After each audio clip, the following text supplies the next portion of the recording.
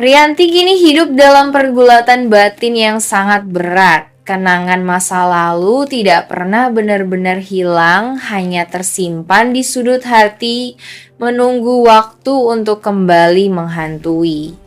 Terbongkarnya rahasia lama bahwa ia merebut Aditya dari Widuri menjadi titik balik. Sejak saat itu, rasa bersalah yang selama ini berusaha ia pendam justru semakin menyesakan. Seakan-akan setiap sudut rumah, setiap bayangan di cermin selalu mengingatkan bahwa kebahagiaan yang ia miliki dibangun dari luka orang lain. Ketegangan itu diperparah dengan bayangan tentang Gisel. Dalam diam, Rianti merasa posisinya goyah.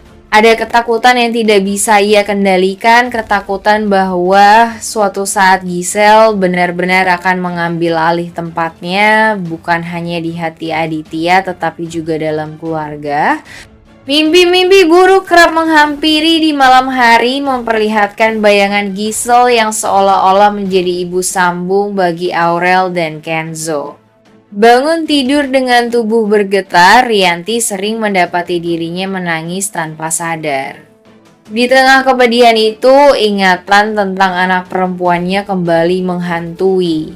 Anak yang selama ini ia yakini telah tiada ternyata masih meninggalkan ruang kosong yang tidak pernah bisa ia isi.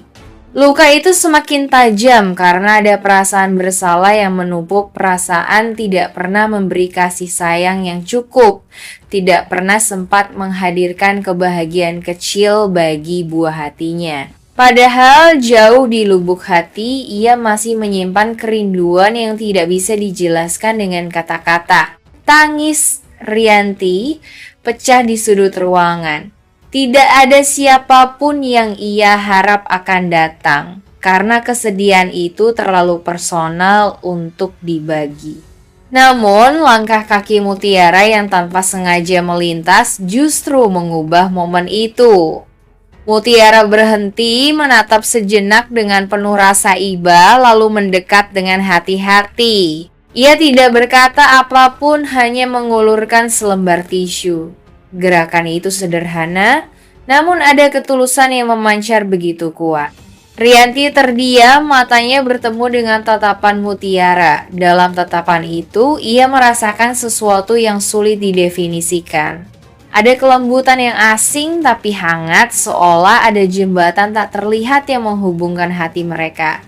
Sesaat, tangisnya mereda digantikan oleh rasa haru yang membuat dadanya semakin sesak.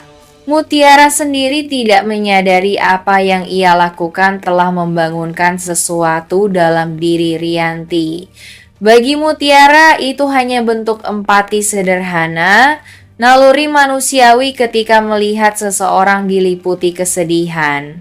Namun bagi Rianti, momen kecil itu justru menghadirkan getaran halus yang tak bisa ia pahami. Hari-hari berikutnya, getaran itu semakin sering muncul. Setiap kali Mutiara ada di dekatnya, Rianti merasakan kehadiran yang menenangkan, seolah-olah ada bagian jiwanya yang selama ini hilang akhirnya kembali pula. Perasaan itu tidak bisa ia ceritakan kepada siapapun, bahkan kepada dirinya sendiri. Hanya ada air mata yang kerap jatuh diam-diam sebagai respon dari ikatan batin yang kian hari kian terasa kuat. Di balik semua itu, Rianti belum menyadari bahwa rahasia besar yang selama ini tersembunyi perlahan mulai mendekat pada kebenaran. Ikatan tak terlihat antara dirinya dan Mutiara akan menjadi kunci terbukanya misteri lama tentang seorang anak yang dulu ia kira telah tiada. Namun ternyata masih hidup dan kini berdiri tepat di hadapannya. Perjalanan hidup Rianti kini semakin penuh gejolak batin yang tak bisa ia kendalikan. Masa lalu yang kelam bersama Aditya kembali menyeruak, terutama bayang-bayang terbongkarnya bahwa dirinya pernah merebut Aditya dari Widuri. Rasa bersalah yang dulu coba ia kubur perlahan muncul ke permukaan, menghantui setiap detik kehidupannya. Seandainya Rianti benar-benar tahu bahwa Mutiara adalah anak kandungnya, maka jalan cerita akan berubah drastis dan menjadi titik balik besar dalam kehidupannya. Semua penyesalan, luka lama, dan rasa bersalah yang selama ini membelenggu akan pecah menjadi tangisan penuh keharuan. Rianti yang selama ini keras, penuh ego, dan terjebak dalam lingkaran dendam rumah tangga akan lulus seketika. Ia akan melihat Mutiara bukan lagi sebagai pembantu sederhana di rumahnya, melainkan darah daging yang selama ini ia rindukan dan yakini sudah tiada. Perasaan sayang yang dulu tertahan akan meluap, membuat Rianti berusaha sekuat tenaga menebus kesalahan masa lalu. Ia akan ingin melindungi Mutiara dari segala ancaman, termasuk dari Sandra yang terus berusaha menjebaknya. Namun, pengakuan ini tidak akan mudah.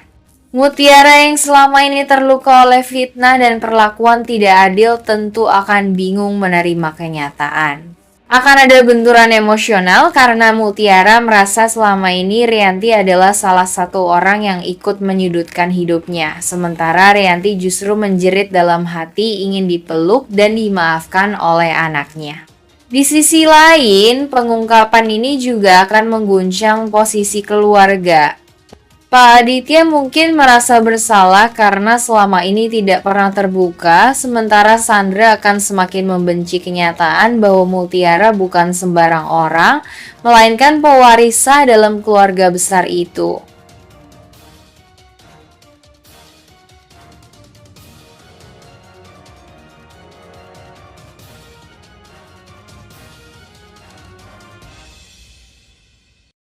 Meski ia sendiri sedang menjadi sasaran hinaan dan pengawasan ketat dari Sandra. Dari situ muncul kekaguman yang perlahan berubah menjadi simpati, lalu menjelma menjadi rasa berbeda. Namun benih perasaan itu tidak datang tanpa beban.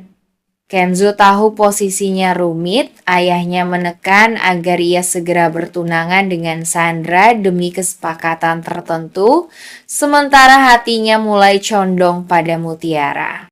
Ia sadar membiarkan rasa itu berkembang bisa memicu perang baru, baik dengan Sandra yang posesif maupun dengan keluarganya sendiri yang masih menganggap Mutiara hanyalah pembantu. Di sisi lain, Mutiara mulai menyadari perubahan kecil pada sikap Kenzo. Ia melihat bagaimana Kenzo kini lebih sering melindungi dirinya, bahkan berani berhadapan langsung dengan Sandra demi membela nama baiknya.